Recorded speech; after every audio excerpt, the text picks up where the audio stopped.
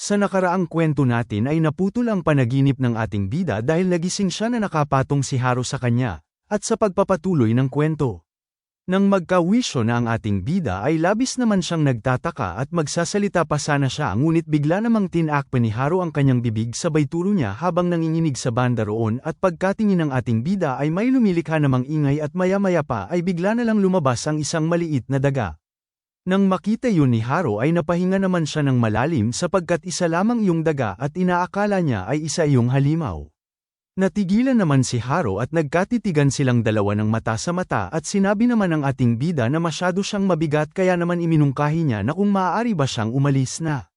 Napagtanto naman ni Haru ang kanilang kasalukuyang sitwasyon ngayon kaya naman namula na naman ang kanyang pisngi at napasigaw naman siya na hindi siya mabigat at pinatahimik naman siya ng ating bida at tinawag niya itong takot na pusa. Makalipas ang ilang saglit ay gumagamit ng binocular si Haru at nakikita niya naman ang mga halimaw sa malayo at mayroon siyang sinusulat. Dumating naman ang ating bida at tinawag niya si Haru na tao at sinabi niya na pinaplano niyang aalis na sila maya-maya at tinanong niya naman na kung kamusta naman ba ang paggawa niya ng mapa. Sagot naman ni Haru sa kanya na mahusay ang kanyang paggawa kaya naman hindi niya na kailangan pang mag-alala at sinabihan niya na ito na hindi tao ang kanyang pangalan. Dumating naman ang lalaking bilog ang salamin at tinanong niya ang ating bida kung ano ba ang kanyang pangalan. Sagot naman ng ating bida na wala siyang pangalan dahil hindi siya tinawag sa kanyang pangalan magmula noong bata pa siya. Tinanong naman siya ng babae na kung sa gayon ay ano ang kanilang itatawag sa kanya sapagkat hindi nila maaaring ipagpatuloy na tawagin lamang siya sa salitang ikaw. May naisip naman na ideya ang babae at sinabi niya na mag-isip sila ng pangalan para sa kanya. Nagtataka naman ang ating bida at tinanong ito na kung papangalanan ba nila siya. Sinabi naman ni Haru na ano kaya kung tanga ang ipapangalan sa kanya dahil parang madali itong matandaan. Hindi naman akalain ng ating bida na bigla na lang siyang tatanungin ng mga ito kung ano ang kanyang pangalan at hindi niya naman pinag-isipan ito dati ngunit naalala niya naman ang sinabi ng kanyang ama dati na naalala niya sa kanyang panaginip at agad niya namang sinabi na ang kanyang pangalan ay Blue. Laking pagtataka naman nila lalong-lalo na si Haru at sinabi na weird ang pangalan nito at tinanong niya ito na kung mayroon bang kahulugan nito. Tugon naman ni Blue na wala naman dahil nakita lang niya ito dati noong bata pa siya sa kanyang libro na binabasa. Iminungkahi naman ng babae na magpakilala na sila ng pormal at nagpakilala naman siya na siya si Eugene at nagpakilala rin ng lalaking bilog ang salamin na siya si Ji-yoon ngunit iminungkahi niya naman na pwede nila siyang tawaging Hyun. Nagpakilala rin si Haru at nasisigurado niya naman na ang tanga na kanyang kilala ay malilimutan na naman ang kanyang pangalan. Sa puntong magpapakilala na sana ang ating bida ay tiningnan niya naman ang kanyang mga kasamahan na naghihintay para marinig ang kanyang pangalan at naalala niya naman ang kanyang isinusulat noong nasa basement pa siya na patungkol sa pagpapakilala sa sarili at sinabi niya na ang kanyang pangalan ay Blue at habang binabanggit niya ang katagang nagagalak siyang makilala sila ay inaalala niya naman ang kanyang isinusulat noon. Pagkarinig ng kanyang mga kasamahan ay napangiti na lamang sila dahil dun. Bigla naman silang nagsalita lahat na nagagalak din silang makilala siya. Bigla niya namang naalala ang kanyang pangarap noong nasa basement pa siya na kung makakapunta man siya sa labas ay gusto niyang magpalitan ng pagbati sa mga tao at gustong-gusto niya rin na makipag-usap sa mga ito. At bigla namang nag-abot ng fist bump si Ji-yoon kay Blue kaya naman labis siyang namangha at sa isip-isip niya naman na posible niya itong maging kaibigan at habang nag-fist bump si Ji-yoon ay masaya niya namang sinabi na magkaibigan na sila simula ngayon at nagliwanag naman ang mundo ni Blue sapagkat ito ang kanyang pinapangarap at unti-unti niya namang inaabot ang kamay ni Ji-yoon ngunit bigla niya namang naalala ang mga taong namatay dahil sa mga halimaw at ang picture nilang magpamilya. Napalitan naman ang ngiti ni Ji-yoon ng pagtataka dahil sa ikinikilos ni Blue at sinabi ng ating bida na hindi ito maaari kaya naman labis namang nagulat sina Haru at Eugene. Maya-maya pa makalipas ang ilang minuto ay lumabas na sila ng kanilang pinagtataguan at habang sila ay nagtatago sa halimaw ay napapansin naman ni Ji-yoon ng ating bida na parang malalim ang iniisip nito. Iniisip naman ni Blue ang pangyayari noong hinahabol sila ng mga halimaw at ayon sa kanya na kung hindi lang sana sa apocalypse ay mayroon na siyang kaibigan ngayon subalit naalala niya rin ang litrato nilang magpamilya at napagdesisyonan niya na ang kanyang uunahin sa ngayon ay ang mahanap ang kanyang ina at hindi ito ang oras upang matupad niya ang kanyang pangarap.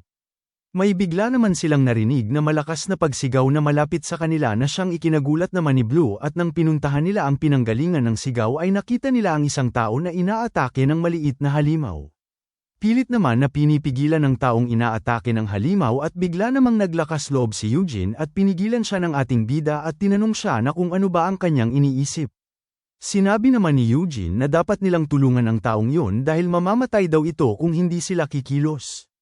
Takot naman sina Haru at Ji-yoon. Sagot naman ng ating bida sa sinabi ni Eugene na hindi nila ito tutulungan dahil narinig nila ang sigaw nito kaya naman ang ibig sabihin lamang nito ay ang mga halimaw ay paparating na sa lokasyon ng lalaking sumigaw. Nagdahilan naman si Eugene, sinabi niya na sagipin na lang nila ito at magtago bago pa man pumunta ang mga halimaw dito. Galit naman ang ating bida at tinanong niya ito na kung hindi niya na ba naalala ang kanyang sinabi sa kanya noong bago sila umalis sa kanilang pinagtataguan. Sinabi nito na nangangako sila na gagawin nila ang kanyang gusto kapalit ng pagsama sa kanya sa labas. Bahagyang nag-isip naman si Eugene at napasigaw na naman ulit ang lalaki at nang walang ano-ano bigla namang tumalon si Eugene na siyang ikinagulat naman nilang lahat at nang makita yun ni Blue ay sinabi niya naman itong tanga habang ang babae naman ay agaran niyang pinulot ang kapiraso ng kahoy at dali-dali siyang tumakbo patungo sa lalaki at bigla niyang tinusok ang halimaw sa likod na bahagi nito. Hinailan niya naman agad ang halimaw at agad niya itong itinapon sa kanyang likuran kaya naman tumilapon ang halimaw. Hindi naman makapaniwala ang lalaking iniligtas niya sapagkat mayroon pa raw ibang mga tao na nandito. Habang hingal na hingal si Eugene ay sinabi niya naman sa lalaki na huwag siyang mag-alala dahil dadalhin nila siya sa ligtas na lugar kaya naman iminungkahi niya huwag na siyang sumigaw. Hindi naman nakinig ang lalaki at kaagad siyang sumigaw dahil nakita niya ang halimaw na papasugod sa likuran ni Eugene at sa puntong malapit na ang bungangan ng halimaw sa ulo ni Eugene ay bigla namang dumating ang ating bida at agaran niyang sinaksak ang halimaw sa buto ng buhay nito. Nang makita yun ng lalaking iniligtas nila ay hindi naman siya makapaniwala na nagawa nilang patayin ang halimaw na yun. Sinabihan naman ng ating bida si Eugene na ang kanyang ginawang aksyon ngayon ay inilagay niya silang lahat sa panganib. Maya-maya pa ay nag-usap sila at sinabi ng lalaki ang kanyang kondisyon na parang nabalian siya ng kanyang paa kaya naman inutusan niya ang isa sa kanila na tulungan siyang maglakad. Napakamot na lamang sa ulo si Blue dahil inaasahan niya na mangyayari ito. Bigla naman siyang nakaramdam ng mga yapak ng mga paa ng mga halimaw na paparating sa kanilang lokasyon. Agad namang sinabihan ni Blue ang lalaking tinulungan nila na ngayon ay hindi na nila siya magagawang matulungan sapagkat inilagay na nila ang kanilang sariling buhay para lamang sagipin siya sa maliit na halimaw na yon. Tinawag naman ni Blue si Eugene at sinabihan niya ito na kung gusto niya nga talagang tulungan ang taong ito ay wala na siyang pakialam subalit ang kapalit ay huwag niya na silang sundan pa. Natigilan naman si Eugene sa sinabi ni Blue at dagdag pa ni Blue na sinabihan niya na ito dati bago sila umalis na susundin niya ang lahat ng kanyang sasabihin sa kanila para lamang sila ay makasama sa kanya sa labas. Sinang-ayunan naman ni Ji-yoon ang sinabi ni Blue at sinabihan niya rin ito na wala na silang oras para mag-alala sa iba at pinakiusapan niya ito na iwan na nila ang lalaki dahil mayroon pang mga taong naghihintay sa kanilang pagbalik sa base. Napayuko na lamang si Eugene at napaisip at nang makapag-isip na siya ay sinabi niya naman kay Blue na ngayon ay makikinig na siya sa kanya. Labis naman ang pagkadismaya ng lalaki at tinanong niya sila na kung sino ba ang nagsabi sa kanila na huwag niya siyang tutulungan at sumigaw naman siya at sinabi niya na huwag silang magbiro sa kanya sapagkat mamamatay daw siya kapag kainiwan nila siya dito at dagdag niya pa na ang kanilang gagawin sa kanya ay maituturing na ring isang murder at silang lahat ay papatayin siya. Labis naman ang pangamba nila lalong-lalo na ang ating bida dahil napakaingay ng lalaking ito at inutusan niya naman itong tumahimik siya. Papalapit na ang mga halimaw sa kanilang lokasyon kaya naman pagkarinig nila ng mga yapak ng paa ng mga halimaw ay agad naman silang nagsihanda at mas sumigaw pa ang lalaki dahil isa siyang traidor. Nangangamba naman na bumubulong si Haru kay Blue na kung amo na ba ang kanilang gagawin ngayon dahil ang mga halimaw daw ay paparating na sa kahit saang sulok ng direksyon. Pinakalma naman siya ni Blue at sinabi nito na hindi pa nila nakikita kung saan magagaling ang mga halimaw kaya naman magagawa pa nilang makatakas sa abot ng kanilang makakaya dahil hindi pa naman sila nahuhuli. Sa isip-isip naman ni Blue na nakumpirma nilang walang mga halimaw sa kanilang dinaanan kanina kaya naman kung babalik sila sa kanilang dinaanan kanina ay nasisigurado niya naman na maliligtas sila. Samantala ang lalaki naman ay mayroon ng sigarilyo sa kanyang bibig at sinusubukan niyang sindihan ang kanyang lighter at nang makita nila na sinusubukang sindihan ng lalaki ang kanyang sigarilyo ay labis namang nanlaki ang kanilang mata kaya naman napatanong ang ating bida na kung ano ba sa tingin niya ang kanyang ginagawa.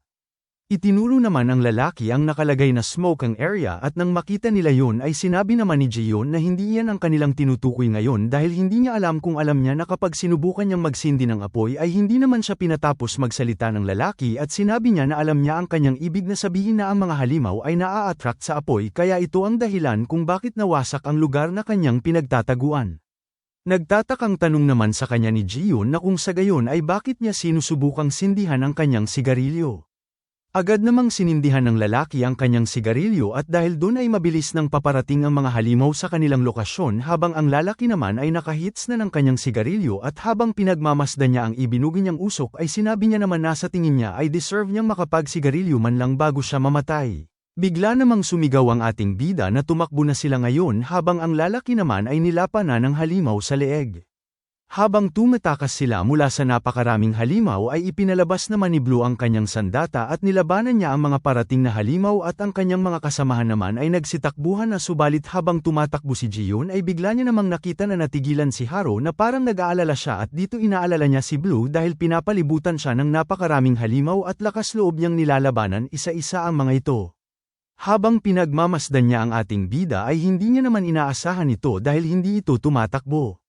Pilit naman iniiwasan ng ating bida ang mga pag-atake ng mga halimaw sa kanya dahil sa angkin niyang bilis ay walang hirap niya lang ito iniiwasan at sa puntong nakita niya na ang buto ng buhay ng halimaw na umaatake sa kanya ay agaran niya naman itong pinunterya kaya naman agad namang namatay ang halimaw at isa-isa niya nang ang pinagsasaksak at pinupunterya ang mga buto ng buhay ng bawat halimaw na kanyang kinakalaban.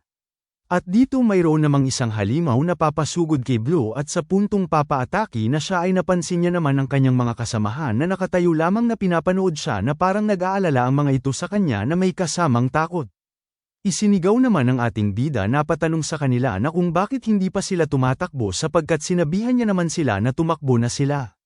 Napasigaw naman si Jiyon na patanong na kung paano siya dahil sinabi niya naman kanina sa kanila na kasabay nila siyang tatakbo at tinanong niya ito na kung bakit ba hindi pa siya tumatakbo.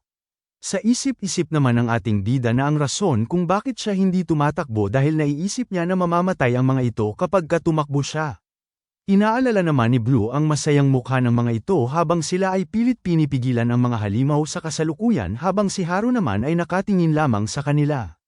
Sumigaw naman si Blue na tumakbo na sila at agad namang nagsalita si Jiyon at sinabi niya na ayos lang dahil kaunti lang naman ang mga halimaw hindi gaya ng dati at kung ganito lang kakaunti ang mga halimaw na kanilang lalabanan ay natitiyak niya naman na makakabalik sila sa kanilang base ng ligtas at habang nagsasalita siya ay mayroon namang isang halimaw na parang tao ang figura na papalapit sa kanya.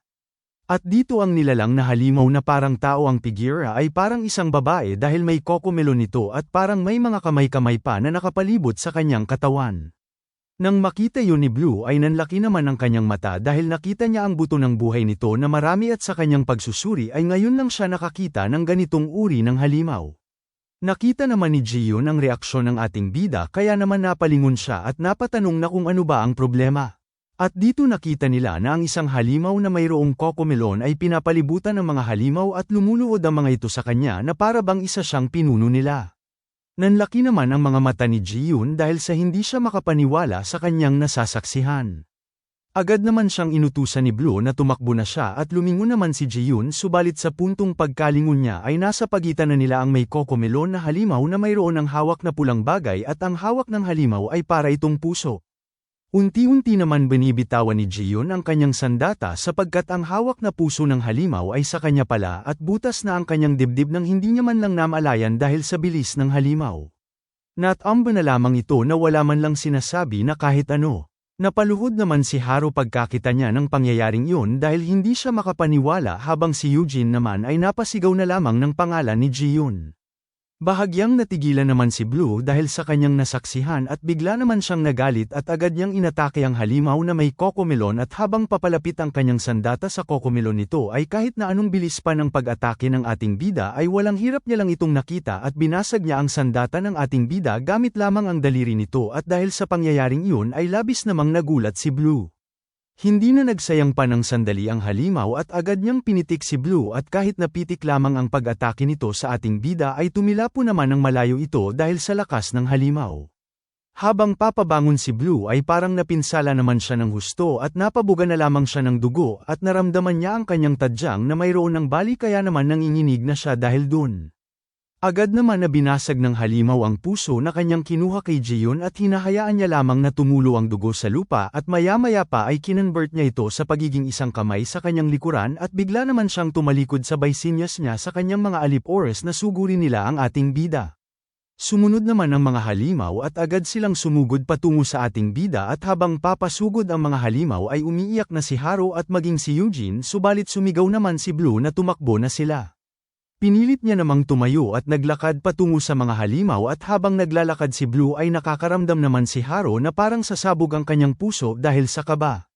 Ngunit napagdesisyonan niya naman na hindi siya tatakbo ulit dahil kung tatakbo na naman siya ay mahahantong na naman siya sa pag-iwan sa mga taong mahalaga sa kanya.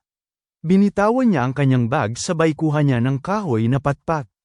Samantala ang ating bida naman ay bumubuga na ng dugo dahil sa nabali ang kanyang tadyang at parang unti-unti naman siyang pamipikit at parang nawawala ng malay. Habang papalapit na ang halimaw sa kanya ay itinulak naman siya ni Eugene para sagipin siya at pagkatulak nito ay tamang-tama naman na tumusok ang matalim na kamay ng halimaw sa kanyang tagiliran.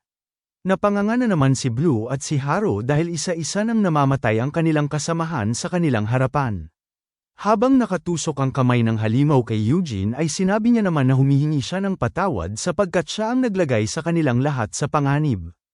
Unti-unti niya namang hinuhugot ang nakabaon na kamay ng halimaw sa kanyang tagiliran sabay sabi niya pa na nakikiusap siya na kahit man lang sa kanyang nagawang kasalanan ay mabuhay sila sabay hugot niya ng kamay ng halimaw sa kanyang tagiliran at bigla siyang kumaripas ng takbo sa salungat na direksyon para mapunta sa kanya ang atensyon ng mga halimaw ngunit nagawa pa rin siyang maabutan ng mga halimaw at tumalsik ang dugo nito. Nang makita yun ni Blue ay naalala niya naman ang masayang mukha ni Eugene.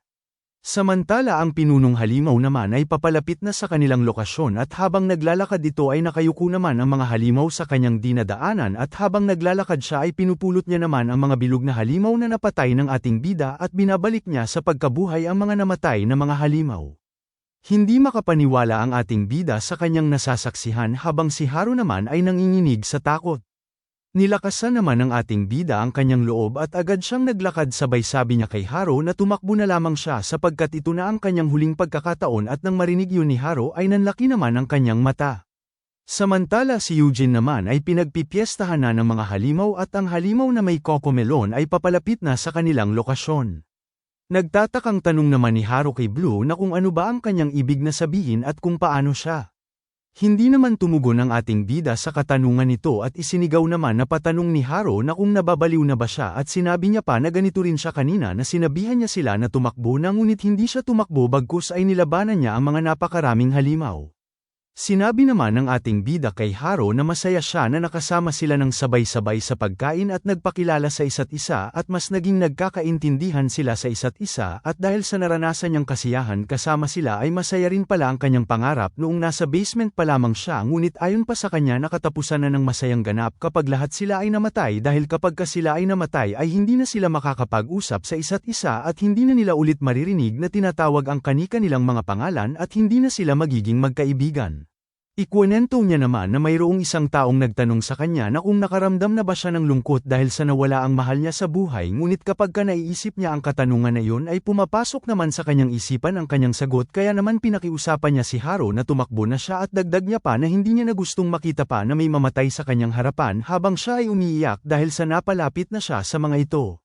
Natigilan naman si Haro dahil sa sinabi ni Blue. Habang ang katawan ni Eugene ay nagkapera-pera suna dahil sa kinakain na ito ng mga halimaw habang ang bangkay ni Jiyon ay nananatiling buo pa rin.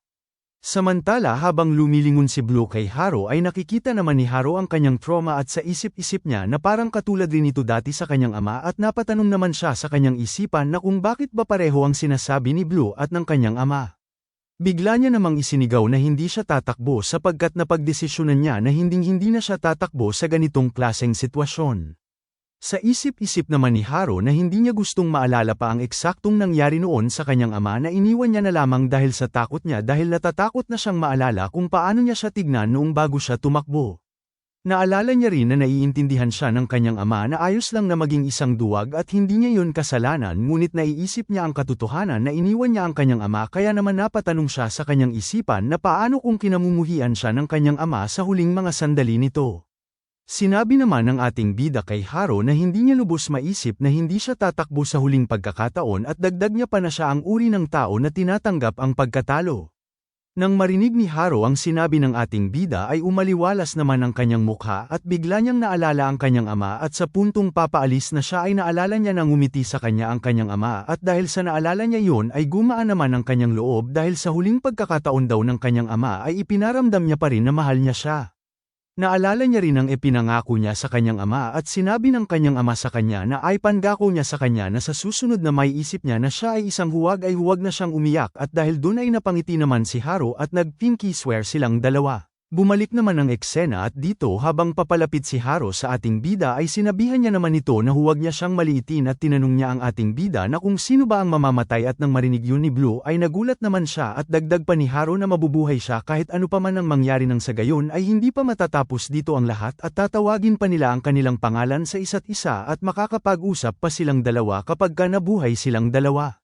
Binuhusan naman ng gasolina ni Haro ang kanyang sapatos sabay palabas niya ng lighter at sinabi niya sa ating bida na magiging magkaibigan pa silang dalawa at sinindihan niya naman ang lighter at dahil dun ay napansin naman yun ng mga halimaw. Hindi naman makapaniwala ang ating bida sa kanyang nasasaksihan at tinanong niya ito na kung ano ba sa tingin niya ang kanyang ginagawa. Nakangiti naman si Haro sa kanya at pinalakas niya ang loob ni Blue at sinabihan niya ito na huwag siyang sesuko at mabuhay siya kahit na ano pa man ang mangyari sabay bitaw niya ng nakasinding lighter. Hanggang dito na lang muna mga bossing. Kung gusto mong subaybayan ang kwentong ito, mag-like, comment, at subscribe at i-hit mo na rin ang notification bell para ikaw ang unang makapanood pag may bago tayong upload. Kita-kits sa susunod mga boss.